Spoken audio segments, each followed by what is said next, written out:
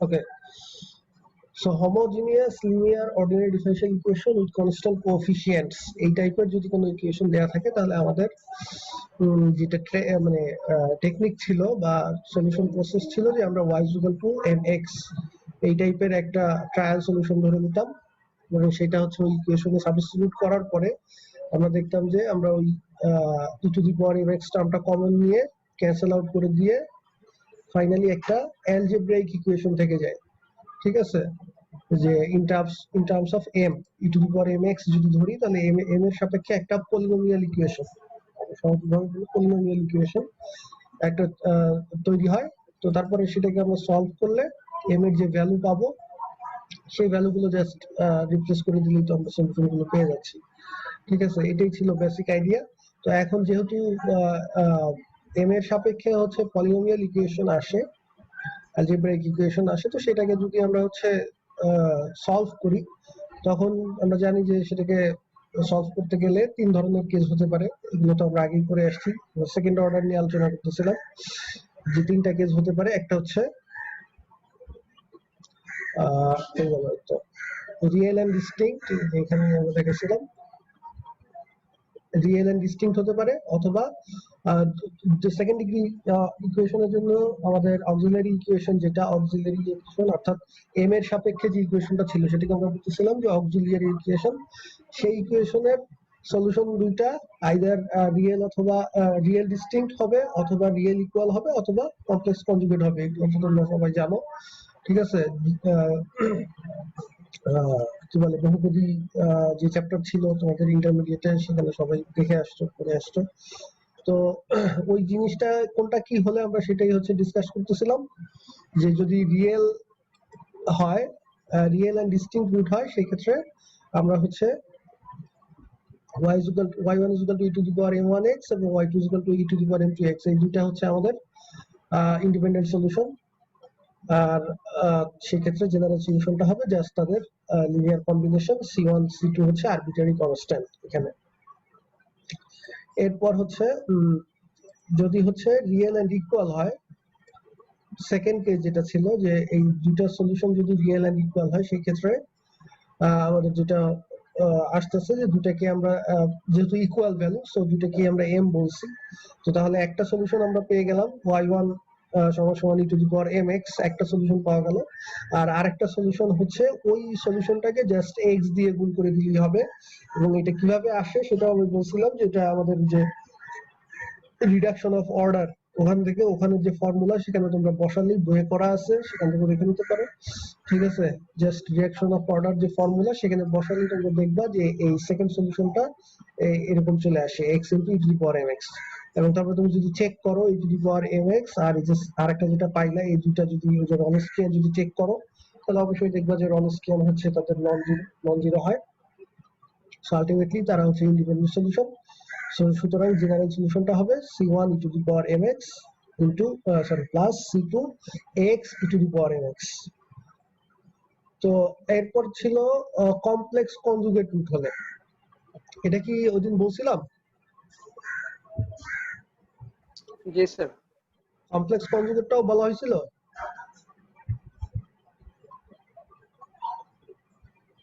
আচ্ছা, আমার কেন জানি মনে হচ্ছে যে আমি ওইদিন হয়তো বলি নাই। আচ্ছা যাই হোক, বললে তো বলছি, না বললে আবার বলা হচ্ছে, না বললে বলি যে যদি হচ্ছে ওই কমপ্লেক্স কনজুগেট হয়, সেক্ষেত্রে অবশ্যই একটা রুট হবে আলফা প্লাস আই বিটা টাইপের, আর একটা রুট হবে আলফা মাইনাস আই বিটা টাইপের। এবং যেখানে আলফা এবং বিটা দুটোই হচ্ছে রিয়েল নাম্বার, এবং অবশ্যই বিটা হচ্ছে একটা পজিটিভ রিয়েল নাম্বার। তো সেই ক্ষেত্রে আমরা অয়েলার ফর্মুলা আমরা সরাসরি লিখতে পারতাম যে y1 = e to the power alpha plus i beta into x, এটা একটা সলিউশন। আর y2 = e to the power alpha minus i beta into x, এটা আরেকটা সলিউশন। তো এইভাবে লিখলেও হবে, বাট আমরা হচ্ছে যে বললাম যে আমরা রিয়েল ফাংশন নিয়ে কাজ করতে চাই, সেজন্য হচ্ছে তুমি এটাকে অয়েলার ফর্মুলা দিয়ে যে আমাদের যেটা ছিল e to the power i theta সমান cos theta plus i sin theta, ওটা অ্যাপ্লাই করে ইজিলি দেখানো যায় যে আসলে এই e to the power alpha x cos beta x আর e to the power alpha x sin beta x, এই দুটা এই ইকুয়েশনের রিয়েল সলিউশন হবে। ঠিক আছে, এবং এই দুটা ইন্ডিপেন্ডেন্ট রিয়েল সলিউশন। সেই ক্ষেত্রে তাহলে আমাদের জেনারেল সলিউশনটা হবে তাদের লিনিয়ার কম্বিনেশন, যেটা হচ্ছে এই যে e to the power alpha x টা কমনলি লিখলে e to the power alpha x into c1 cos beta x plus c2 sin beta x. তো এটার এক্সপ্লানেশনটা এটা কিভাবে আসলো সেটাও আমি বলছি জিলের বইতে দেয়া আছে, যারা ইন্টারেস্টেড তারা দেখবা, ঠিক আছে? হয়তো পরীক্ষায় এই ডেরিভেশন গুলো আসবে না, বাট মানে জিনিসটা কিভাবে হচ্ছে কাজ করতেছে সেই জিনিসটা অবশ্যই আমি মনে করি তোমাদের জানা উচিত বা অ্যানালাইসিস করা উচিত, ঠিক আছে? কমপ্লেক্স হলে এটা হবে সলিউশন সেটা বুঝলাম, কিন্তু সেটা তো আসলে মানে অনেকটা না না না দেখে বা না বুঝে বিশ্বাস করা হয়ে গেল, যে জিনিসটা আসলে ঠিক না, ঠিক আছে? সো ঘাটাঘাটি করলেই দেখবা যে ওখানে সুন্দরভাবে লজিক্যালি এক্সপ্লেন করা আছে কিভাবে এই দুটো আসে সলিউশন। তো দেন হচ্ছে এখানে দেখো, এখানে একটা এক্সাম্পল করা আছে। আমরা এর আগে একটা এক্সাম্পল দেখছিলাম যেখানে হচ্ছে রিয়েল এবং ডিস্টিংক্ট এম এর মান আসে, সেই ক্ষেত্রে হচ্ছে আমরা, হ্যাঁ বলো আবিদ হোসেন কি বলবা? স্যার ওই ডিরাইভেশনে স্যার জিলের বইতে দেখছিলাম ডিরাইভেশনে c1 আর c2 যে কনস্ট্যান্টটা ছিল হ্যাঁ, ওখান থেকে মানে একটা আই বাদ কনস্ট্যান্ট দিছে। দেখলাম যে ইমাজিনারি হয়ে গেছে। আচ্ছা, তো আইও তো একটা কনস্ট্যান্ট, হ্যাঁ আমি বুঝতে হ্যাঁ পারছি তোমার কথা। তুমি হচ্ছে কারণ আমাদের যে সুপারপজিশন প্রিন্সিপাল অনুযায়ী তোমার যে কোনো একটা সলিউশন যদি দেয়া থাকে তাহলে তার সাথে তুমি যে কোনো কনস্ট্যান্ট যদি গুণ করো সেটাও ওই ডিফারেনশিয়াল ইকুয়েশনের একটা সলিউশন হবে, তাই না? জি স্যার।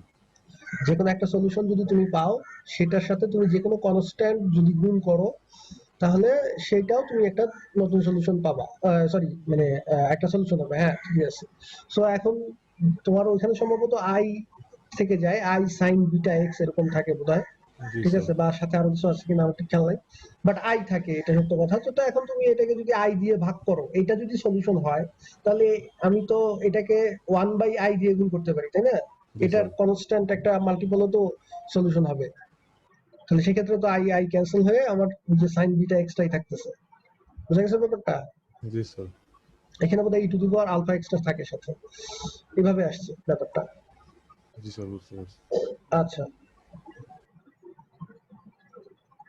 আচ্ছা, সো এখানে আমাদের একটা যে এক্সাম্পল দেওয়া হয়েছে সেটা হচ্ছে যে যদি হচ্ছে আমাদের দুইটা ভ্যালু, এম এর দুইটা ভ্যালু হচ্ছে ইকুয়াল আসে, তো এখানে দেখো এই দুইটা ভ্যালু ইকুয়াল আসছে 5 তাহলে যেহেতু আমরা জানি যে তাহলে একটা হবে ই টু দি পাওয়ার 5x আর একটা হবে হচ্ছে তার সাথে x দিয়ে গুণ করতে হবে x E to the power 5x, তারপরে দুইটা লিনিয়ার কম্বিনেশন মিলিয়ে আমাদের যে সলিউশনটা চলে আসলো। তো এই জিনিসগুলো আসলে খুবই ইজি, পরীক্ষায় সাধারণত এই ধরনের অঙ্ক সলভ করতে দেওয়ার পসিবিলিটি খুবই কম, মানে এত ইজি অঙ্ক তো আর দিবে না।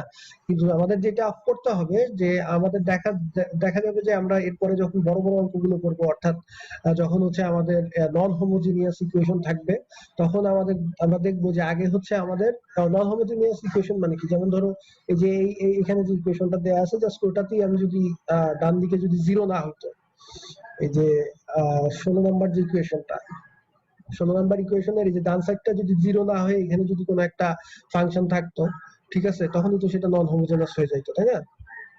নন হোমোজেনাস ইকুয়েশন হয়ে গেলে সেই ক্ষেত্রে আমরা দেখবো যে আগে হচ্ছে ওইটার করেসপন্ডিং হোমোজিনিয়াস ইকুয়েশনটা আগে সলভ করে আসতে হয়, তারপরে হচ্ছে নন হোমোজেনাস পার্টটা সলভ করতে হয় এবং দুইটা মিলেই হচ্ছে টোটাল ইকুয়েশনটার সলিউশন হয়। সো এই জন্য আমাদের এই হোমোজিনিয়াস ইকুয়েশন সলভ করা আগে শিখতে হচ্ছে।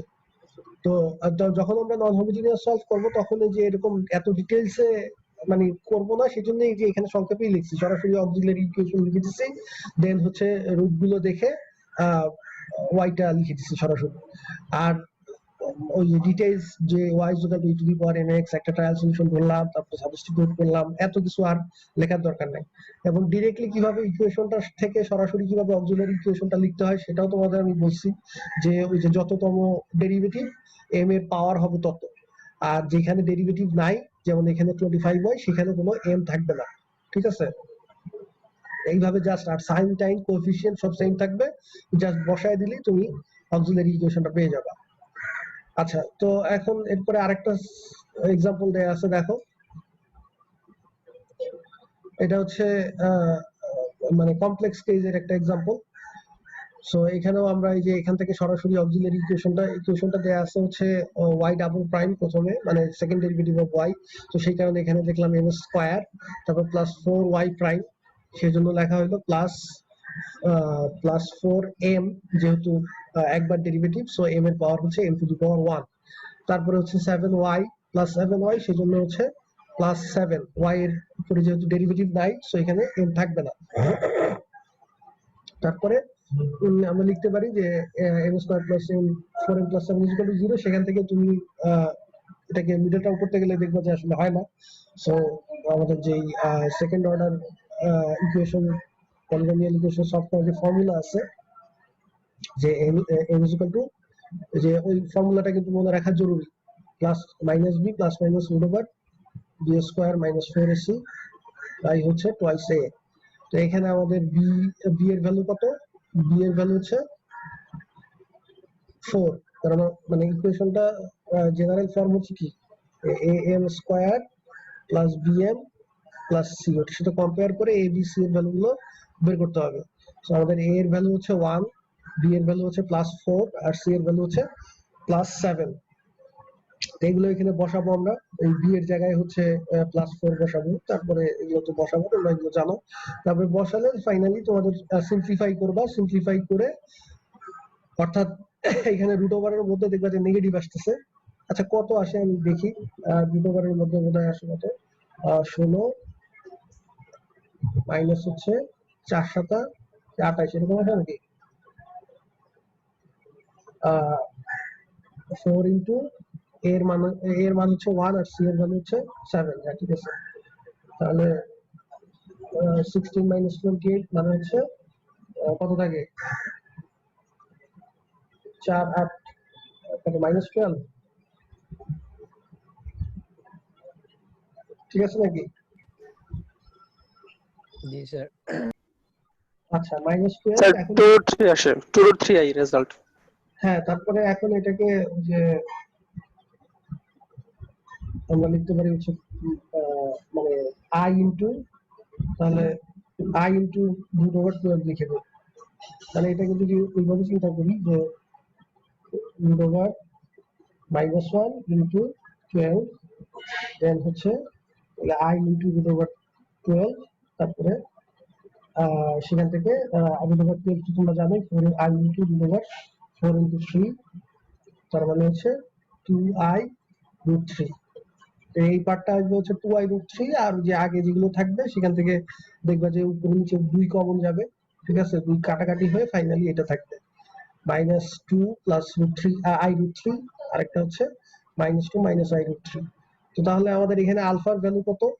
আলফার ভ্যালু হচ্ছে এই পার্টটা, অর্থাৎ রিয়েল পার্টটা, তাহলে সেটা হচ্ছে আলফা ইজ ইকুয়াল টু, তাহলে আমাদের মাইনাস 2, আর বিটার ভ্যালু হচ্ছে, যে বিটা হচ্ছে ইমাজিনারি পার্ট, যেটা i এর যেটা কোএফিশিয়েন্ট, ঠিক আছে, তাহলে বিটা ইজ ইকুয়াল টু হচ্ছে আমাদের রুট 3। তো সুতরাং এই যে জাস্ট আমরা ওই যে বসাই দিলাম জেনারেল সলিউশনটা, তাহলে হবে e to the power alpha x, that means minus 2x into c1 cos beta x, beta মানে হচ্ছে root 3x plus c2 sin root 3x। তাহলে এটাই হচ্ছে আমাদের এই ডিফারেনশিয়াল ইকুয়েশনের জেনারেল সলিউশন। ওকে, সো এখন দেখি, এটা তো আমরা হচ্ছে সেকেন্ড অর্ডারের জন্য শিখলাম।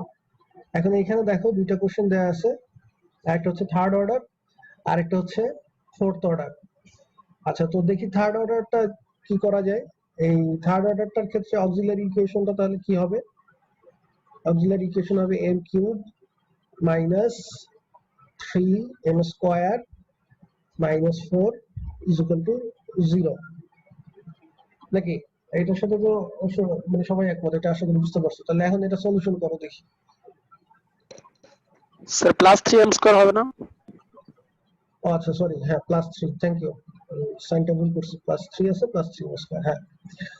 So m cube plus 3m square minus 4 is equal to 0, তাহলে এটার সলিউশনটা বলো দেখি। যেকোনো এটা তো তিনটা সলিউশন থাকবে, একটা আগে বলো। স্যার এটাই যে এইভাবে করলে হবে না, যে এখানে যখন 1 বসাইলে মেবি 0 আসে, তাহলে এর রুট একটা 1, তারপরে যদি এটাকে আমরা সেকেন্ড ডিগ্রি আবার বানিয়ে নিই যে হ্যাঁ হ্যাঁ, এই তো, আরে তোমাদের ফার্স্ট ইয়ারে যখন 101 পড়ানোর সময় fundamental of mathematics A polynomial equation solve করা শিখাইছি না, রুট বের করা, finding roots of polynomial equation. G sir. তখন যত মেথড শিখছো সবগুলো অ্যাপ্লিকেবল, যেটা দিয়ে তুমি করতে পারো, সিনথেটিক ডিভিশন করো, তারপরে তুমি একটা ফ্যাক্টর বের করে নাও, যেই ধরনের সম্ভব শূন্য করো, ওইগুলো শিখানোই তো হচ্ছে এইখানে কাজে লাগানোর জন্য। ঠিক আছে, সো এখন কাজে লাগায় এখন রুট বের করো।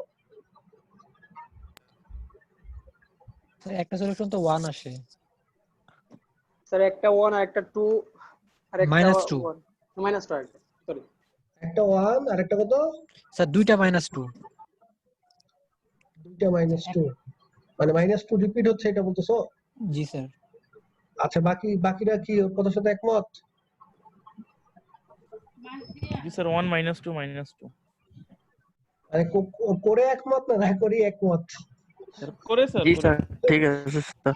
আচ্ছা, ওকে, সো 1 বসালে তো এটা স্যাটিসফাই করেই দেখাই যাচ্ছে। -2 বসালে হচ্ছে -8, আর এখানে হচ্ছে তাহলে হ্যাঁ ঠিক আছে, -2 বসালে হয়। সো এটা হচ্ছে তাহলে -2 দুইবার আসতেছে, 1 হচ্ছে একবার আসতেছে। তাহলে এটার সলিউশনটা তাহলে বলো কি হতে পারে, মানে কিভাবে লিখবো?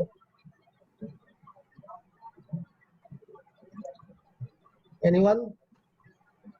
y is equal to general solution. আচ্ছা, একটা একটা করে যদি বলি, যে আমাদের আলাদা আলাদা ভাবে যদি সলিউশন গুলো চিন্তা করি, যে আমাদের তিনটা সলিউশন, ইন্ডিপেন্ডেন্ট সলিউশন আসবে, তাহলে একটা তো আমরা পেয়ে যাচ্ছি 1 এর জন্য হচ্ছে e⁻mx, তাহলে m মানে হচ্ছে, যেহেতু এখানে সবগুলো সলিউশন কি, এখানে হচ্ছে রিয়েল এবং মানে সবগুলো বলতে সবগুলো সলিউশনই রিয়েল। আমি যদি যখন 1 একটা চিন্তা করতেছি তখন 1 তো আর নাই, সো 1 হচ্ছে রিয়েল এন্ড ডিস্টিংক্ট। ঠিক আছে, রিয়েল সলিউশন এবং আলাদা, আর বাকি গুলোর সাথে তো এটা মিল নাই। সো এটা হবে হচ্ছে e⁻1x, এটা হচ্ছে আমাদের একটা সলিউশন। তারপরে আরেকটা সলিউশন হচ্ছে এই -2 এর জন্য যখন চিন্তা করব তখন -2 দুইটা একই ভ্যালু পাইছে, সো সমস্যা নাই, সেটার জন্য একটা সলিউশন তো পাওয়া যাবে, -2 × x, এটা আরেকটা। আর 3 নাম্বার যে সলিউশনটা, সেটা যেহেতু -2 আবার দুইবার আসছে রিপিটেড, তাহলে রিপিটেড হলে আমরা জানি যে x দিয়ে গুণ করলে আমরা আরেকটা ইন্ডিপেন্ডেন্ট সলিউশন পাই, তাহলে এটা হচ্ছে আমাদের থার্ড ইন্ডিপেন্ডেন্ট সলিউশন। তো বোঝা গেছে যে কিভাবে আমরা হচ্ছে সলিউশন গুলো তৈরি করতেছি আমাদের m এর ভ্যালু থেকে। 1 এর জন্য এটা পাইছি, -2 এর জন্য এই একটা, আর -2 এর জন্য যেহেতু রিপিটেড, সেম ভ্যালু রিয়েল, ঠিক আছে, সেই জন্য এই আরেকটা। তাহলে আমাদের জেনারেল সলিউশনটা হবে জেনারেল সলিউশনটা y is equal to c1 e⁻x plus c2 e⁻−2x plus c3x e⁻−2x। Okay, so তোমার আসলে আমরা দেখতে পাচ্ছি যে এই ধরনের ইকুয়েশনের ক্ষেত্রে, অর্থাৎ homogeneous linear ordinary differential equation with constant coefficients, এই ধরনের ইকুয়েশনের ক্ষেত্রে আমাদের আসল কাজটা হচ্ছে ওই অ্যালজেব্রাইক ইকুয়েশন সলভ করতে পারাটা। ঠিক আছে, এই যে আমাদের যে অ্যালজেব্রাইক ইকুয়েশনটা আসছিল, এটাকে আমরা যদি সলভ করতে পারি তাহলে আমাদের কিন্তু সলিউশনটা সলভ করা হয়ে যাচ্ছে। ঠিক আছে, তো জিনিসটা কি মানে একটু হলেও ইন্টারেস্টিং লাগতেছে? লাগাতে উচিত, কারণ কেউ কি কল্পনা করছিল কখনো যে ডিফারেনশিয়াল ইকুয়েশন সলভ করতে গেলে আমাদের অ্যালজেব্রাইক ইকুয়েশনের সলিউশন সলভ করতে পারতে হবে?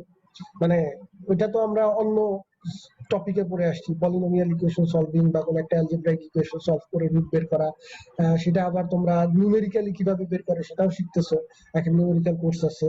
তো ওইটার সাথে ওইটা এখন দেখো কোথায় কাজে লেগে গেল। ঠিক আছে, অর্ডিনারি ডিফারেনশিয়াল ইকুয়েশন সলিউশন বের করতে গিয়ে ছিলাম ডেরিভেটিভ নিয়ে, ফাংশন নিয়ে, বাট এখন দেখা যাচ্ছে অ্যালজেব্রাইক ইকুয়েশন চলে আসতেছে। সো এই জন্যই আসলে মানে আমি সবসময় বলি যে ম্যাথমেটিক্সের টপিক গুলো খুবই কানেক্টেড। সো একটা যদি তুমি না বুঝে আরেক দিকে চলে যাও, তাহলে দেখবা যে হয়তো পরবর্তীতে ওই টপিকটা যখন আবার অন্য কোনোটার মধ্যে আসবে তখন তুমি বুঝতে পারবে না। আর যদি ইভেন নাও আসে, তোমার মানে ওই কি বলে এটাকে ইনসাইট যেটা, ঠিক আছে, যে একটা টপিক যদি তুমি ভালো করে বুঝো, তুমি হয়তো অন্য একটা টপিক বোঝার সময় ওই টপিকটার সাথে একটা সিমিলারিটি কম্পারিজন করতে পারবা মনে মনে। ঠিক আছে, যে এটা তো আসলে অনেকটা ওইটার মতো, বা এমনও হতে পারে যে ওই টপিকের সাথে কোনো রিলেশন আছে, হয়তো এখন পর্যন্ত ওইটা মানুষ জানে না, তুমি সেটা বের করে ফেললা। ঠিক আছে, এটা অস্বাভাবিক কিছু না। ঠিক আছে, সো প্রত্যেকটা টপিকস আসলে মন দিয়ে বোঝাটা গুরুত্বপূর্ণ। আচ্ছা যাই হোক, তো এখানে স্যার তো মানে স্যার মানে এই ইকুয়েশন গুলো স্যার ক্যালকুলেটর সলভ করলে হবে না, যে মানে অক্সিলারি ইকুয়েশন যেটা পরীক্ষায়? ক্যালকুলেটরে যদি করতে পারো কোনো সমস্যা নাই, কিন্তু অনেক সময় তো ক্যালকুলেটরও করা যাবে না। যেমন এই যে পরেরটা থার্ড অর্ডার পর্যন্ত তোমাদের ক্যালকুলেটরে করা যায় আমি জানি, ঠিক আছে। এর চেয়ে বেশি ক্যালকুলেটর মানে স্যার পরীক্ষায় ফোর্থ তোমরা অর্ডার নিয়ে যাও পর্যন্ত কিনা জানি করা না। যায়, হ্যাঁ, ফোর্থ অর্ডার পর্যন্ত করা ফোর্থ যায়। অর্ডারও করা যায়। আচ্ছা, তাহলে এখন তাহলে আস্তে আস্তে ক্যালকুলেটর গুলো আরো স্ট্রং হচ্ছে এবং মানুষের মাথা আরো উইক হয়ে যাচ্ছে। তো আমরা যেহেতু ম্যাথমেটিশিয়ান, আমাদের চেষ্টা থাকবে ক্যালকুলেটর ছাড়া সলভ করা, ঠিক আছে। আর যদি সময় না থাকে পরীক্ষায়, তুমি করে দাও, কোনো অসুবিধা নেই। বা ওই যে আমরা যখন বড় অঙ্কগুলো করবো তখন আসলে এত সময় নাই, এটাকে ওই 101 যেভাবে করে আসছো সিনথেটিক ডিভিশন বা ডিভিশন করে, এত সময় নাই। সো তখন আমরা তুমি সরাসরি বললেই হবে যে solving the auxiliary equation we get m is equal to this. তবে পরীক্ষায় ফিফথ সিক্সথ অর্ডার ইকুয়েশনও থাকতে পারে, ঠিক আছে। মানে অনেক সময় হয় যে সহজ অঙ্ক দিছে বাট লেন্দি অঙ্ক দিছে, ঠিক আছে। হয় না প্রশ্ন এরকম অনেক সময়, যে পরীক্ষা দিয়ে সবাই বলে যে সবই পারতাম কিন্তু অনেক লেন্দি ছিল। তো ওই ধরনের কোশ্চেন যদি হয়, সেক্ষেত্রে দেখা গেল যে সিক্স সেভেন্থ অর্ডারের একটা যদি দিয়ে দেয়, জাস্ট খালি হোমোজেনাসটাই দিয়ে দিল, ঠিক আছে, তখন তো তুমি ক্যালকুলেটর দিয়ে করতে পারবে না। সেই জন্য সবকিছুই মাথায় রাখা ভালো, মানে যতটুকু তুমি শিখছো বা বুঝতে পারছো, যত মেথড তুমি জানো, সবগুলাই নলেজে থাকা ভালো। কখন কোনটা কাজে লেগে যাবে তো জানো না, ঠিক আছে। আচ্ছা, তো এখন আমরা পরেরটা একটু দেখি, পরেরটাতে কি আছে। y⁴, পরেরটার সরি, আমি সরাসরি অক্সিলারি ইকুয়েশনটা লিখি। m⁴ প্লাস 2m² প্লাস কত দিব বলো? 1 হ্যাঁ, 1, এক্স্যাক্টলি। এটা বারবার বলছি, পরীক্ষায় অনেকেই এই ভুলটা করো, ওই y এর জায়গায় m দিয়ে দাও। দয়া করে এই ভুলটা করো না, তাহলে তোমার পুরো কষ্টটাই বৃথা। এই অঙ্ক তো বললাম না, ম্যাক্সিমাম ক্ষেত্রে নন হোমোজেনাস আসবে। তুমি যদি এই হোমোজেনাসই ভুল বের করো, তোমার বাকি পুরো সব পার্টটাই ভুল হবে, ঠিক আছে। কারণ এইটার উপরে ডিপেন্ড করে আবার আমাদের নন হোমোজেনাসের সলিউশন বের হবে। আচ্ছা, so m⁴ plus 2m² plus 1 = 0। তো এটা তো যদিও এটা 4th ডিগ্রি, বাট আমার ধারণা এটা তোমরা ক্যালকুলেটর ছাড়াই সলভ করতে পারবা। প্লাস মাইনাস আই আসে, চারটা সলিউশন আসার কথা, অর্থাৎ এটাকে জাস্ট হোল স্কয়ার ফর্ম করো, তাইলেই হয়ে যায়। m² প্লাস ওই যে a plus b whole square, মানে স্কয়ার কমপ্লিট করলেই হয়ে যায়। তারপরে 2 × m² × 1 প্লাস 1², ঠিক আছে। তো সেখান থেকে তাহলে m² plus 1 whole square is equal to 0।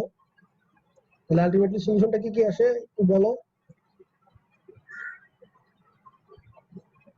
চারটা সলিউশন আসবে না আমাদের?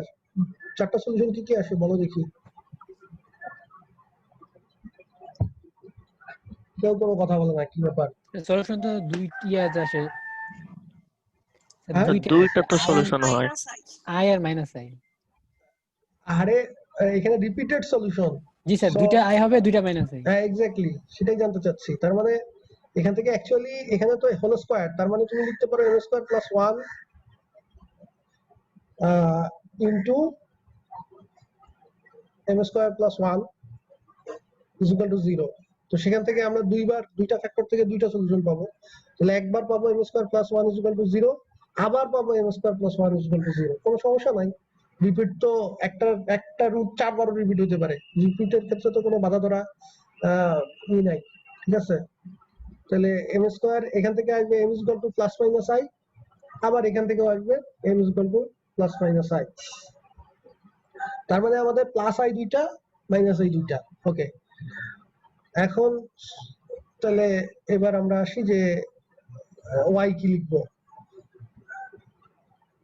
এবার দেখি আমাদের সলিউশন গুলো কি আসছে, তা তো দেখতে পাচ্ছ যে একটা m is equal two plus minus i দুইবার আসছে, ঠিক আছে।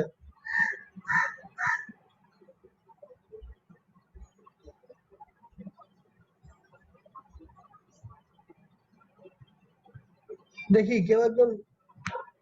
আচ্ছা, কমপ্লেক্স সলিউশন আসলে আমাদের প্রথম কাজ কি?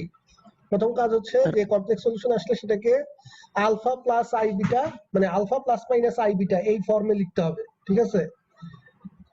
সো ওই ফর্মে একটু লিখি, তাহলে আমাদের কম্পেয়ার করতে সুবিধা হবে।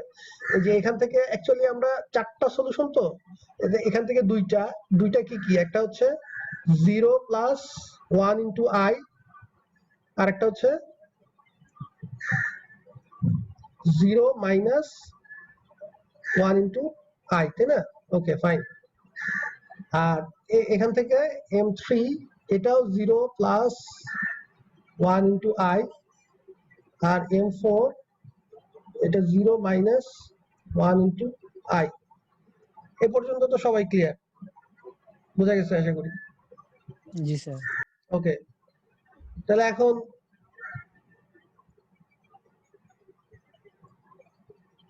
এই যে এই পেয়ারের জন্য চিন্তা করো। আমরা বলছি যে কমপ্লেক্স রুট সবসময় আমরা জানি যে রিয়েল কোএফিসিয়েন্টস পলিনোমিয়াল ইকুয়েশন যদি হয়, মানে যে পলিনোমিয়াল ইকুয়েশনের কোএফিসিয়েন্ট গুলো সব রিয়েল, সেক্ষেত্রে সবসময় হচ্ছে আমাদের কমপ্লেক্স রুট গুলো কনজুগেট পেয়ারে আসবে। তো এই যে এখানে একটা পেয়ার আসছে, এখন একটা পেয়ারের জন্য আমাদের সলিউশনের যে মধ্যে টার্মটা কি ছিল, এখানে আলফা কত, এটাতে আলফা হচ্ছে 0 আর বিটা হচ্ছে 1, এই পেয়ারটার জন্য আলফা 0 বিটা হচ্ছে 1। তাহলে আমাদের সলিউশনের মধ্যে কোন টার্মটা থাকবে, যে y is equal to e to the power alpha x, alpha মানে হচ্ছে এখানে 0, তার মানে 0 into x, তারপরে c1 sin না cos বিটা হচ্ছে কত 1, তাহলে 1 আর লিখলাম না, বিটা ইনটু মানে 1 into x plus c2 sin 1 into x, তার মানে x, আর e to the power 0x এটার ভ্যালু কত, e to the power 0, তার মানে এটার ভ্যালু হচ্ছে 1, এটা আর না লিখলেও চলে। সেই পর্যন্ত তো কোনো সমস্যা হওয়ার কথা না। এখন এই তার মানে এই পার্টটা, এই যে এখন যে পার্টটা লিখছি আমি, এই পার্টটা আমাদের জেনারেল সলিউশনের মধ্যে অবশ্যই থাকবে এই পেয়ারটার জন্য।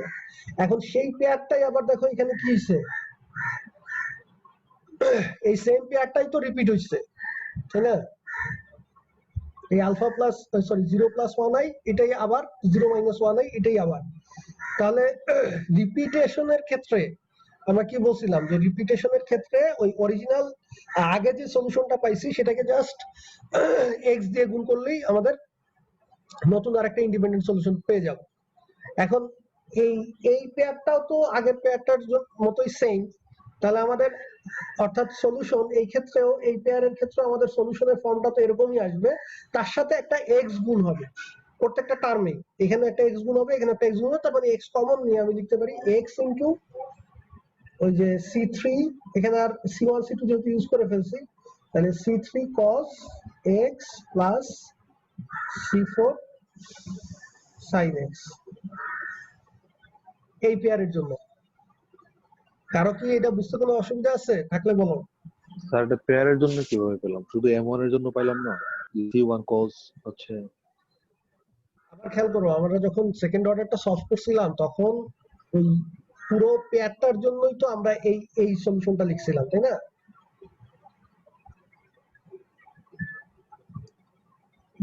ইসমাইল তুমি বুঝতেছো কিনা কথা? স্যার পুরো পেয়ারটার জন্য করছিলাম মনে আসতেছে না, আমার তো মনে হচ্ছে স্যার একটার জন্য এই যে করছিলাম। দেখো এই জন্যই বলছি ভালো করে একটু দেখে আসতে হবে।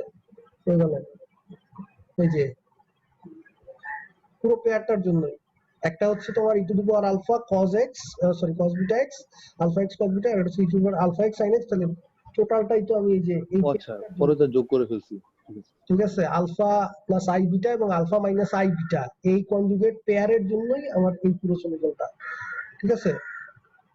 ক্লিয়ার? জি স্যার ক্লিয়ার।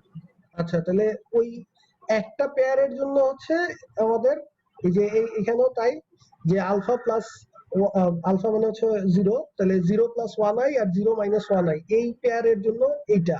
তারপরে আবার যেহেতু এই পেয়ারটা রিপিট হয়েছে এখানে, এই কারণে ওইটাই সাথে x গুণ। ক্লিয়ার? কারো কি এখনো কোনো বুঝতে অসুবিধা আছে, থাকলে বলো। না স্যার। আচ্ছা, তাহলে আমাদের জেনারেল সলিউশনটা কি হবে? জেনারেল সলিউশনটা তাহলে আসতেছে y is equal to c1 cos x plus c2 sin x plus x আচ্ছা এক্সট্রা পরে লিখি c3 x cos x plus c4 x sin x। এই যে করে দিলাম, বুঝাই দিলাম, তারপর পরীক্ষায় আসলে দেখা যাবে এই কি যে কোত্থেকে যে আলফা কি আলফা বিটা নিয়ে আসছে কতজন, মানে খুঁজেই পাওয়া যাচ্ছে না যে এই আলফা কোত্থেকে আসলো। ঠিক আছে, তো এইটা কেন হয়? তো অঙ্ক বুঝছো, অঙ্ক করেও দিছি, তাহলে এটাই হয় হচ্ছে প্র্যাকটিসের অভাবে। আমাদের বারবার বলতেছি এই কোর্সে একটু প্র্যাকটিস করো, খালি বুঝে বসে থাকলে পরীক্ষার হলে গিয়ে গোলমাল করে ফেলবা। আর একটা অঙ্ক যদি গোলমাল লাগে ওইটার ধাক্কায় আরো 5টা গোলমাল লাগবে। ঠিক আছে, মানে যেটা তুমি পারো একেবারে ইজি অঙ্ক সেটা তো তখন গোলমাল লাগাই দিবা। আচ্ছা, সো এইখানে তাহলে আমাদের এই আমরা অলরেডি থার্ড অর্ডার একটা সলভ করলাম, ফোর্থ অর্ডার একটা সলভ করলাম। তো সেখান থেকে যে আইডিয়াটা পাইলাম যে আমরা সেকেন্ড অর্ডারের যেই মানে ফর্মুলাটা শিখছি, টেকনিকটা, যে রিয়েল ডিস্টিংক্ট হলে কি করব, রিয়েল ইকুয়াল হলে কি করব, তারপরে কমপ্লেক্স কনজুগেট হলে কি করব, সেই জিনিসটাকেই এখন তাহলে nth অর্ডারের জন্য জেনারেলাইজ করতেছি। ঠিক আছে, এগুলো সবগুলোই প্রুফ করা আছে, বাট প্রুফ নিয়ে আমরা খুব বেশি এখানে ঘাটাঘাটি করতেছি না। যদি কারো ইন্টারেস্ট থাকে সে গুগল সার্চ করলে এগুলো প্রুফ পেয়ে যাবা, বা যে অনেক অনেক ভালো বইগুলো তো দেওয়া আছে। ঠিক আছে, তো এখানে আমরা জাস্ট ওই সিমিলার ভাবে কিভাবে nth অর্ডারের জন্য করব সেই জিনিসটা আগে দেখি। তাহলে nth অর্ডার যদি ইকুয়েশনটা হয় সেক্ষেত্রে আমাদের বুঝতেই পারতেছো আমাদের সেকেন্ড অর্ডার ইকুয়েশনের জন্য হচ্ছে একটা সেকেন্ড অর্ডার অ্যালজেব্রাইক ইকুয়েশন পাইছি, polynomial equation in terms of m ভ্যারিয়েবলের সাপেক্ষে। তো তাহলে nth অর্ডার যদি ইকুয়েশনটা হয় সেক্ষেত্রে আমাদের ওই অক্সিলারি ইকুয়েশন যেটা, সেটা তাহলে আসবে হচ্ছে nth অর্ডার একটা equation an n two the power n plus যে an মাইনাস n, অর্থাৎ যে দেখো পাওয়ার হচ্ছে আপ টু n পর্যন্ত, আর যে কোএফিসিয়েন্ট গুলো তো যা ছিল তাই থাকবে। সো এটা একটা nth অর্ডার ইকুয়েশন। এখন একটা nth অর্ডার ইকুয়েশনের আমরা জানি যে ফান্ডামেন্টাল থিওরেম অফ অ্যারিথমেটিক, এটা দিয়ে আমরা জানি যে একটা nth অর্ডার ইকুয়েশনের nটা সলিউশন গ্যারান্টেড থাকবে। এখন হতে পারে nটা সলিউশন সবগুলোই আলাদা আলাদা রিয়েল সলিউশন, আবার কিছু কমপ্লেক্স কিছু রিয়েল সেটাও হতে পারে। ঠিক আছে, আবার হতে পারে যে কিছু সলিউশন আছে রিপিটেড, বাকিগুলো আলাদা আলাদা, আবার কিছু কমপ্লেক্স কিছু আলাদা আলাদা, কিছু হচ্ছে রিপিটেড, এরকমও হতে পারে। ঠিক আছে, অনেক ধরনের কেস হতে পারে। ধরো আমার যদি পলিনোমিয়ালটা যদি 5 ডিগ্রি হয়, ঠিক আছে, তাহলে হতে পারে যে একটা সলিউশন হচ্ছে রিয়েল ডিস্টিংক্ট, একটা সলিউশন হচ্ছে দুইবার রিপিটেড, রিয়েল এবং রিপিটেড, আর দুইটা হচ্ছে মানে কমপ্লেক্স কনজুগেট। ঠিক আছে, তাহলে তো 5টা হয়ে গেল। কমপ্লেক্স কনজুগেট পাইছি দুইটা, আর হচ্ছে রিপিটেড একটা সলিউশন দুইবার আছে, আর একটা রিয়েল সলিউশন একবার আছে। তাহলে এখানে 3 ধরনের কেস কিন্তু আছে। সো কখন কি করতে হবে সেই জিনিসগুলো এখানে ব্যাখ্যা করা হয়েছে। যদি সবগুলো রুটই আমার হচ্ছে রিয়েল এন্ড ডিস্টিংক্ট হয় তাহলে তো সবচেয়ে ইজি কেস যে জাস্ট আমি এই সবগুলোকে লিনিয়ার কম্বিনেশন করে দিলেই হয়ে যাবে। c1 e to the power m1x plus c2 e to the power m2x, m এর ভ্যালু খালি বসাবো। m যেহেতু এখানে n সংখ্যক মানে nth অর্ডার পলিনোমিয়াল, সো nটা আমার আলাদা আলাদা সলিউশন আছে, এই যে m1 m2 m-1 up to mn, সবগুলো আলাদা আলাদা রিয়েল সলিউশন। সো ওগুলো জাস্ট বসাই দিয়ে c1 c2 দিয়ে কম্বিনেশন করলে হয়ে গেল। আর যদি m1 যদি রুট অফ মাল্টিপ্লিসিটি k হয়, অর্থাৎ যে জিরো অফ মাল্টিপ্লিসিটি পড়াইছিলাম তো 101-এ, যে মাল্টিপ্লিসিটি কাকে বলে, কোন একটা রুট যদি যতবার রিপিট হয়, ঠিক আছে, হাইয়েস্ট, তো ততকে আমরা বলি ওই রুটের মাল্টিপ্লিসিটি। তো কোন একটা রুটের মাল্টিপ্লিসিটি যদি k হয়, অর্থাৎ k রুটস আর ইকুয়াল টু m1 রুটটা k বার যদি রিপিটেড হয়, তাহলে সেই ক্ষেত্রে general solution must contain the following linear combination. কথাটা খেয়াল করো, এইটা কিন্তু সেই ক্ষেত্রে জেনারেল সলিউশন না, এটা হচ্ছে এই কম্বিনেশনটা জেনারেল সলিউশনের মধ্যে থাকবে। ঠিক আছে, সাথে আরো কিছু থাকবে। কারণ আমার এই যে যেমন এখানে 5 হচ্ছে ডিগ্রি 5, আমার একটা সলিউশন দুইবার রিপিট আছে, তো সেই দুইবার রিপিটের জন্য এইরকম একটা পার্ট থাকবে, আর বাকি যে ওই যে রিপিট ছাড়া যে অংশগুলো আছে সেগুলোর জন্য তো কিছু পার্ট থাকবে। তো সেই কথাটা এখানে বলা হয়েছে যে রিপিটেশন যে অংশটা হচ্ছে সেটার জন্য এই যে এইরকম একটা পার্ট ওই সলিউশনের মধ্যে থাকবে, জেনারেল সলিউশনের মধ্যে। কিরকম, যে m1 রুটটা যেহেতু আমার k বার রিপিট হয়েছে, তাহলে প্রথম একবার সেটার জন্য e to the power m1x একটা সলিউশন তো আমি পাচ্ছি, তারপরে আরেকটা সলিউশন কিভাবে জেনারেট করব সেটা হচ্ছে x দিয়ে গুণ করে। ধরো তুমি m is equal to 3 এই ভ্যালুটা তোমার হচ্ছে 3 বার রিপিট হয়েছে, ঠিক আছে, এই ভ্যালুটা 3 বার রিপিট হয়েছে, তাহলে আমরা সেই ক্ষেত্রে এই জেনারেল সলিউশনের মধ্যে এই কম্বিনেশনটা থাকা লাগবে। প্রথম 3 এর জন্য e to the power 3x একটা solution c1 e to the power 3x plus তারপরে আবার 3 যেহেতু একবার রিপিট হয়েছে তাহলে c2 x into e to the power 3x, তাহলে এটা হবে হচ্ছে সেকেন্ড ইন্ডিপেন্ডেন্ট সলিউশন, সেটারও লিনিয়ার কম্বিনেশন লাগবে, প্লাস c3 এটাও তুমি চাইলে প্রুফ করতে পারো যে থার্ড যেটা যেহেতু এই যে এখানে 3 আবার রিপিট হয়েছে 3 বার, তাহলে এটার ক্ষেত্রে হবে x square e to the power 3x। যদি আরেকবার রিপিট হইতো তাহলে আবার লিখতাম c4 x to the power 3 e to the power 3x। মানে প্যাটার্নটা ধরতে পারতেছো তো, যে অর্থাৎ আমার ওই একবার রিপিট হইলে একটা x দিয়ে গুণ করব, আবার যদি রিপিট হয় তাহলে আবার আরেকটা x দিয়ে গুণ করব, তারপর আবার রিপিট হলে এভাবে যতবার রিপিট হবে ততবার এই x দিয়ে গুণ করতে থাকবো। প্রথমে একটা পাবো হচ্ছে e to the power just ওই m এর ভ্যালুটা বসায়, তারপরে এই রিপিট হওয়ার জন্য প্রত্যেকটা রিপিটেশনের জন্য একটা করে x দিয়ে গুণ করতে হবে, ঠিক আছে।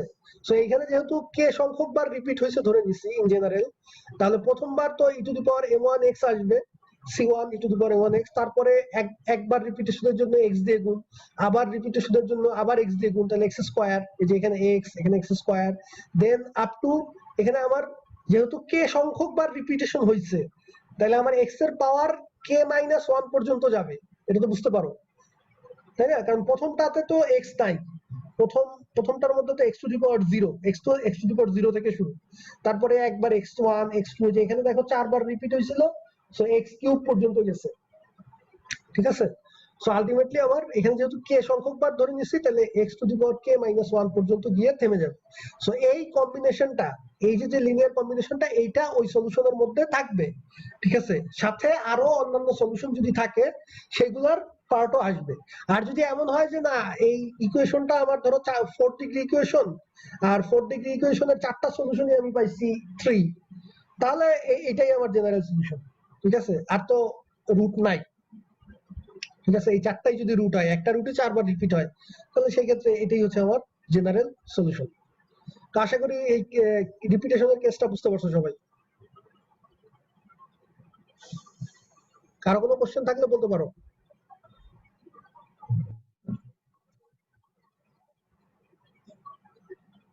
স্যার এটা তো ইন্ডেক্স দিয়ে দেখানো যেত তাই না? হ্যাঁ, বুঝি নাই স্যার বলতেছে ইন্ডেক্স দিয়ে ওটা দেখানো যেত, ওটা ওই যে সলিউশনটা দেখাইলেন যেটা স্যার রিপিটেশনের ব্যাপারটা, ইনডেক্স দিয়ে বলতে মানে মানে সাম আকারে আর কি, হ্যাঁ শুধু একটা সামাকারও দেখাতে পারতাম, আমরা সাধারণত পুরোটা লিখেই দিই, সামাকারও দেখাতে পারতাম, প্যাটার্ন আছে তো, ঠিক আছে।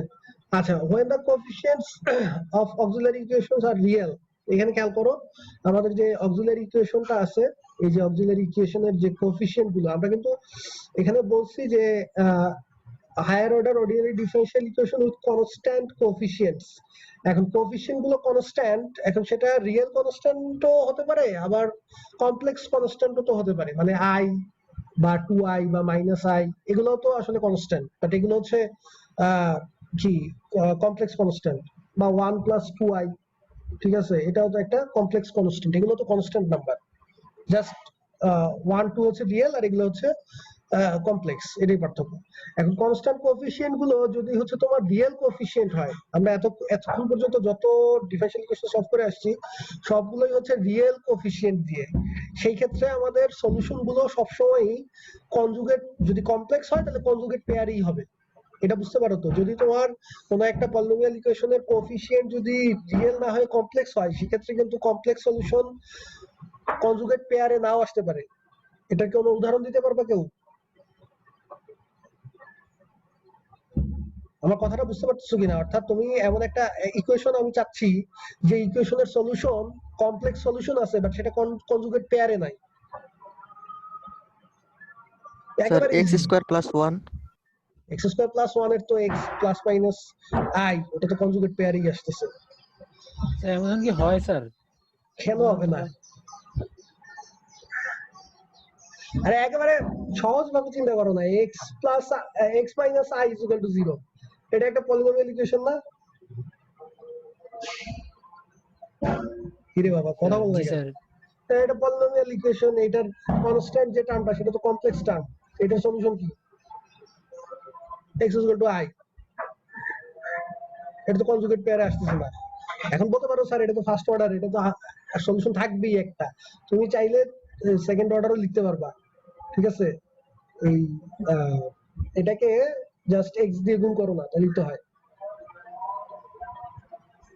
এই ইকুয়েশনটাকে x দিয়ে গুণ করলে x into x minus I is equal to 0, তাহলে x square minus ix is equal to 0, এটা একটা সেকেন্ড অর্ডার পলিনোমিয়াল কিনা? কথা বলে না কেউ, কথা বলে না। Second order polynomial? জি স্যার। সেকেন্ড অর্ডার পলিনোমিয়াল সেটা রিয়েল পলিনোমিয়াল না, কমপ্লেক্স পলিনোমিয়াল। এখন এটার ক্ষেত্রে সলিউশন করো, সলিউশন করলে একটা পাবে x is equal to 0 আর একটা পাবে x is equal to I।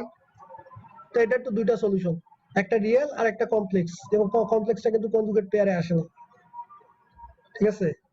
এটা কেন হইলো? বিকজ এখানে আমার এই যে একটা কোফিশিয়েন্ট সেটা রিয়েল ছিল না, এই কোফিশিয়েন্টটা অ্যাকচুয়ালি কমপ্লেক্স। এই কমপ্লেক্স কোফিশিয়েন্ট অর্থাৎ পলিনোমিয়ালটা যদি কমপ্লেক্স হয় তখন তোমার solution conjugate, complex solution conjugate পেয়ারে নাও আসতে পারে। সো এই জিনিসটা মনে হচ্ছে অনেকের কাছে নতুন, ঠিক আছে? তোমরা সবসময় রিয়েল পলিনোমিয়াল সলভ করে আসছো, এই জন্য মনে হয়েছে যে আরে কমপ্লেক্স তো কনজুগেটই থাকবে, ঠিক আছে? না, কনজুগেট ছাড়াও থাকতে পারে, ঠিক আছে? তবে সাধারণত আমরা যে ধরনের ডিফারেনশিয়াল ইকুয়েশন যখন সলভ করব, মানে ডিফারেনশিয়াল ইকুয়েশন গুলো রিয়েল কোএফিসিয়েন্টই থাকে, মানে বইতে যেগুলো আমরা আছে মোটামুটি সবই রিয়েল কোএফিসিয়েন্টই আছে, এবং আমরা যখন মডেলিং করতে যাব দেখবো যে মডেলিং এর সময়ও আসলে রিয়েল গুলো দিয়েই আসে কোএফিসিয়েন্ট গুলো। তো সেই ক্ষেত্রে আমাদের কোএফিসিয়েন্ট গুলো সব রিয়েল হলে কমপ্লেক্স রুট গুলো সবসময় কনজুগেট পেয়ারে থাকবে। আর ওই তোমার প্রত্যেকটা নন রিপিটেড পেয়ারের জন্য, একটু আগে যে এক্সাম্পলটা দেখাইলাম, যে নন রিপিট যদি হয়, একটা পেয়ার যদি রিপিট না করে, alpha plus minus i beta, এই পেয়ারটা, এই জোড়াটা একবারই আসে, তাহলে সেই ক্ষেত্রে আমার সলিউশনের মধ্যে এই টার্মটা আসবে, এই জোড়ার জন্য e to the power alpha x into c1 into cos beta x plus c2 sin beta x। যদি এই জোড়াটা আরেকবার রিপিট হয়, এই সেম জোড়াটাই, তাহলে আবার এই জিনিসটাই আসবে সাথে একটা x গুণ দিয়ে, ঠিক আছে? যদি তিনবার রিপিট হয় তাহলে কি হবে? x স্কয়ার দিয়ে গুণ হবে, তাই না? বুঝতেছো তো? ওই আমাদের রুলসটা কিন্তু ওই জেনারেলটার সাথে একই রকম। রিপিটেশনের রুলসটাই হচ্ছে যে রিপিট, সেটা কমপ্লেক্স রুট হোক আর রিয়েল রুট হোক, যদি রিপিট হয়, একবার রিপিট হলে x দিয়ে গুণ, দুইবার রিপিট হলে x স্কয়ার দিয়ে গুণ, তিনবার রিপিট হলে x, হ্যাঁ, তিনবার রিপিট হলে x স্কয়ার দিয়ে গুণ, একবার রিপিট, দুইবার রিপিট হলে x দিয়ে গুণ, ভুল বলতেছি, ঠিক আছে? অর্থাৎ 1 1 দুইবার যদি থাকে, দুইবার রিপিট হলে তখন একটা রুট হবে x ছাড়া আর একটা রুট হবে x দিয়ে গুণ। যদি তিনবার রিপিট হয় তাহলে একটা x ছাড়া একটা x দিয়ে গুণ আর একটা x স্কয়ার দিয়ে গুণ, ঠিক আছে? সো রিপিটেশনের রুলসটা সেটা কমপ্লেক্সের ক্ষেত্রেও একই রকম। কারো কোনো কোশ্চেন আছে কিনা?